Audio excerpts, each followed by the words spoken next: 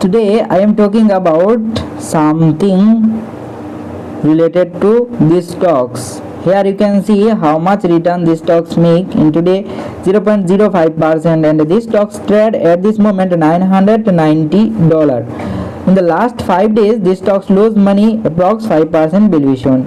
In the last 1 year these stocks lose approx 5%. In the last 6 months these stocks lose approximately 20% market value.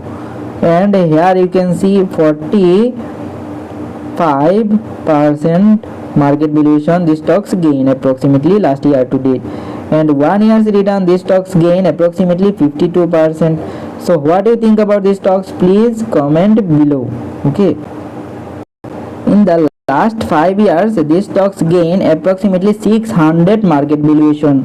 Okay, and if you see the whole return, that is as it is the same.